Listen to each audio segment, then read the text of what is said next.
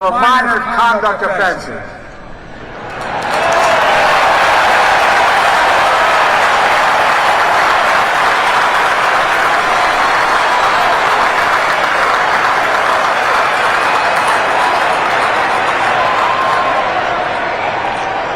you have any questions, the superintendent can clarify what minor means.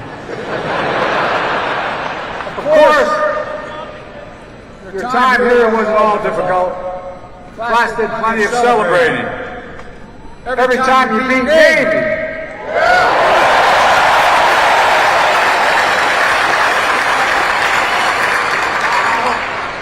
Look, lots of West Point classes have some wins over Navy. But not every class over a 4 years period beats Navy 51 times.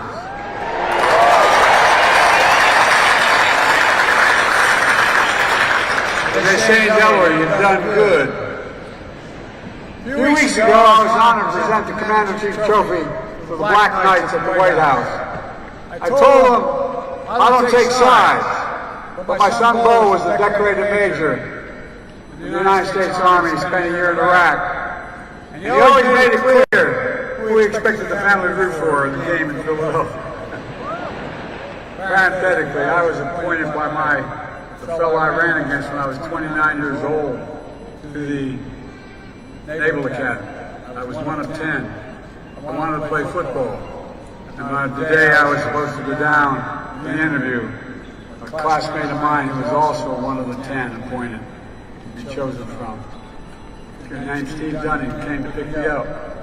And I found out 2 days earlier they had a quarterback named Roger Staubach and a halfback named Joe Molino. I said, oh, I'm not going there. I went to Delaware.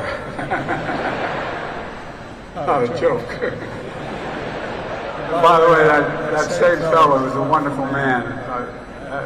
In our last debate, when I was 29 years old, the first question he was asked at the debate was, "Do you have any regrets, Senator Boggs?" He said, no. Then we came to the very end of the debate where I spoke and then he was to conclude. He stood up and he said, you know, I was asked if I had any regrets. I said no, but I have one. Had Joe Biden gone to the Naval Academy when I appointed him, he still has 7 months left on and wouldn't be able to run. Cadets, as proud as your country is today, your family's even prouder. At our day, 4 years ago, because of the pandemic, they could not spend the day on post. It was a challenging way to begin the West Point experience. But I'm thrilled today so many of your loved ones get to see you here. To everyone who helped raise these remarkable young people, this is your day as well. Because we know, as the English poet John Milton wrote, they also serve or only stand and wait. Cadets, it's time for you to stand up now and thank your parents. Stand up. Thank you.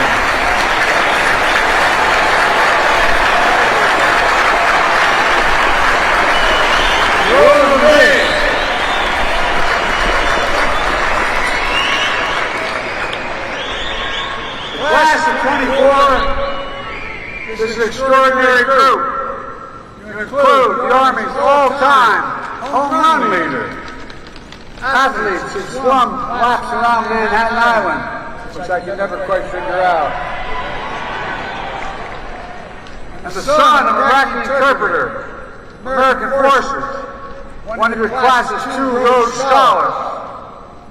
You hail from all 50 states, 12 countries. Some of you are third-generation West Pointers. Others are the first in your family to join the U.S. Armed Forces. At least one of you has a twin brother graduating from Annapolis this year. I'll tell you what, I want to be at that family reunion.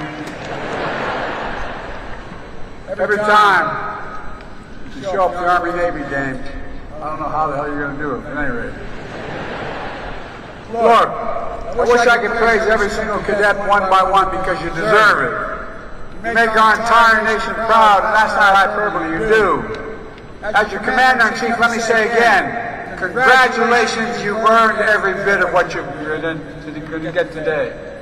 Look, the motto of this class, like none before, was an appropriate choice for your class. Because you're graduating into a world, as a student of history I can tell you, like none before. I've been a senator since I was 29 years old, never left government. And ladies and gentlemen, the world is not only changing rapidly, it's also the pace of change is accelerating. The range of missions that our servicemen are carrying out are like none before as well. There's never been a time in history when we've asked our military to do so many different things in so many different places around the world, all at the same time. Right now, American soldiers are supporting brave Ukrainians in their fight for freedom. Our soldiers are working around the clock to keep munitions and equipment moving by land, sea, and air. They're training Ukrainians on how to use advanced weapon systems like HIMARS, Patriots, and Abrams tanks. And they're sharing lessons in tactical combat, casualty care, with Ukrainian medics and surgeons. There are no American soldiers at war in Ukraine. I'm determined to keep it that way. But we are standing strong with Ukraine, and we will stand with them.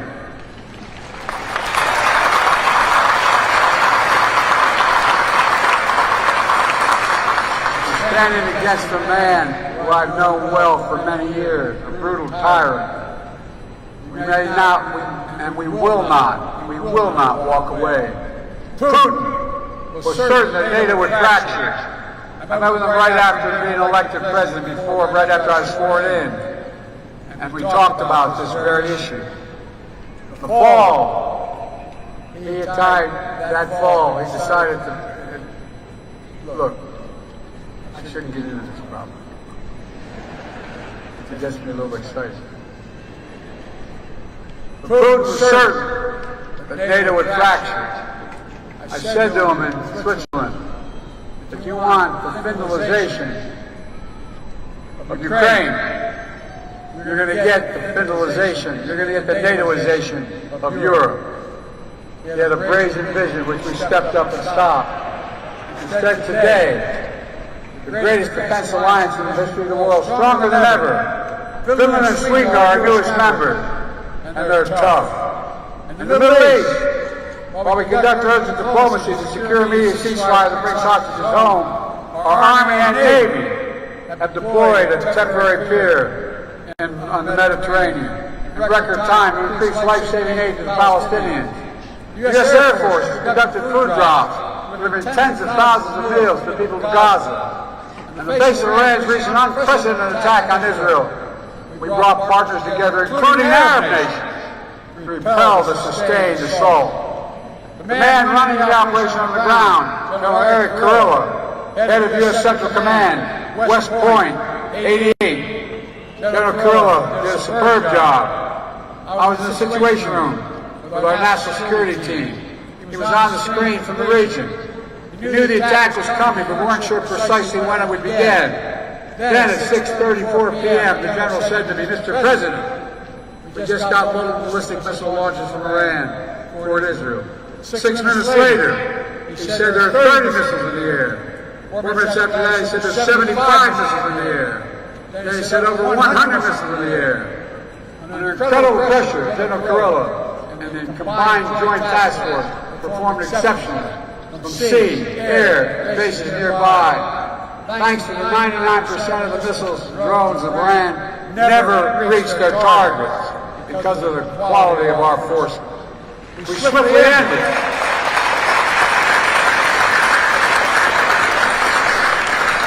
We swiftly ended what could have been a devastating attack. And we de-escalated the conflict when it easily could have gone the other way. On the other side of the world, in the Indo-Pacific, we deepened our alliances. We created new ones, like AUKUS, our new strategic partnership with Australia and the United Kingdom. With a trilateral cooperation we forged with Japan and the Republic of Korea that no one thought was possible. Two of our allies cooperating on strategic defense thanks to our leadership. We We've begun the new trilateral partnership with Japan and the Philippines as well. We elevated the Quad together with Japan, India, and Australia to advance free, open, secure, and prosperous Indo-Pacific. We're standing up for peace and stability across the Taiwan Straits. We depended on our strategic partnership with Vietnam. I wonder if the classes of '74 here today could have imagined that they were sitting where you were at the same time during Vietnam. The upshot of all this, across vastly different regions, very different challenges, our women and men in uniform are hard at work, strengthening our alliance, because no country has allies like ours, investing in deterrence, when anyone who thinks they can threaten us thinks again, defending our values by standing up to tyrants and safeguarding the peace by protecting freedom and openness. Thanks to the U.S. Armed Forces, we're doing what only America can do. As the indispensable nation, the world's only superpower, and the leading democracy in the world. Never forget, America is the strongest when we lead not only by our example of our power, but by the power of our example. You can clap for that.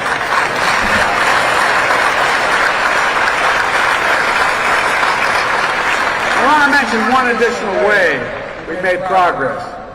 Every member of our armed forces must always be safe and respected in the ranks. For the first time in nearly a decade, rates of sexual assault, sexual harassment have gone down across the active duty forces. It's long past time to end the scourge of sexual violence in the military, once and for all, and we can do this. Cadets, make no mistake, there remains a hard power world. You can't draw any other conclusion when powerful nations try to coerce their neighbors, or terrorists attempt evil plots. That's why I'm making historic investments in our military, overhauling our defense industrial base. For decades, America has had the most powerful military in the world. And that happens because we choose to make it happen. I have always been willing to use force when required to protect our nation, our allies, our core interests. When anyone targets American troops, we will deliver justice to them. That happened earlier this year, when 3 heroic members of the U.S. Army Reserve were killed in an unmanned drone attack in northeast Jordan. In response, we launched dozens of successful airstrikes against Iran-backed militants. And we'll never forget to honor the memory of those warriors who gave their lives to fight against terrorism. Cadets, West Point has made you leaders of character. In minutes, you'll be United States Army officers. In time, some of you will serve in powerful roles at headquarters, the Pentagon, even in the White House, to confront challenges the previous generation of soldiers couldn't imagine. When that happens, hold fast to your values you learned here at West Point. Duty, honor, country. Hold fast to your honor code, which says, quote, "We will not lie, steal or cheat, nor tolerate those who do," end of quote. And above all, hold fast to your oath. On your very first day at West Point, you raised your right hand and took an oath. Not to a political party, not to a president, but to the Constitution of the United States of America, against all enemies, foreign and domestic.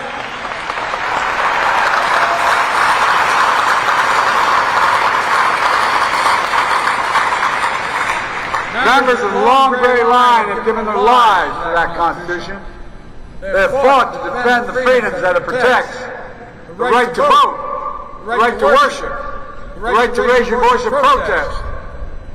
They have saved and sacrificed to ensure, as President Lincoln said, a government of the people, by the people, and for the people, shall not perish from the earth. West Pointers know better than anyone. Freedom is not free. It requires constant vigilance. And from the very beginning, nothing is guaranteed about our democracy in America. Every generation has an obligation to defend it, to protect it, to preserve it. It's choosing. Now is your turn. Remember what over 1,000 graduates of West Point wrote to the class of 2020 4 years ago. The oath you've taken here, quote, has no expiration date, they said. Not for you, not for your country. It's important to your nation, now, as it's ever been. Keep it, honor it, and live it. Cadets, let me close with this. In the early days of our nation, as General Washington said, West Point was the key of America. Today, you're still the key because of your commitment to protect what makes America America. We're unique in the world. We're the only country in the world founded on an idea.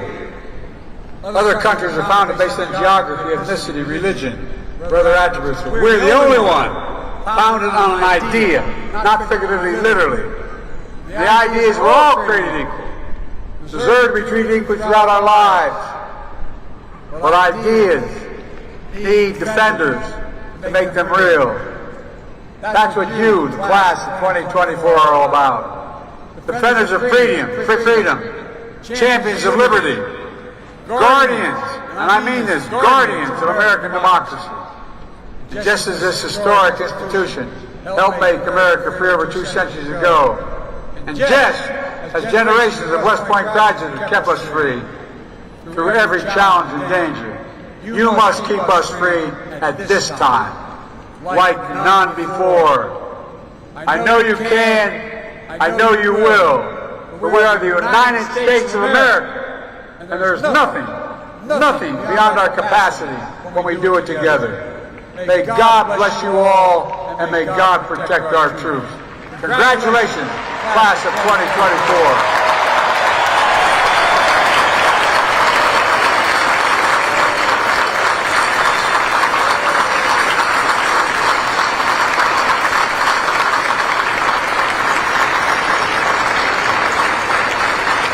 Ladies and gentlemen, at this time, please remain standing for the presentation of the class gift. The class president, Cadet Gary Thomas Ward III from Jasper, Alabama, will present a panoramic photo of the class of 2024 to the president. President Biden, on behalf of the class of 2024, please accept this class picture as a token of our appreciation for your commencement address today. Thank you, Mr. President. I will hang it proudly in the White House.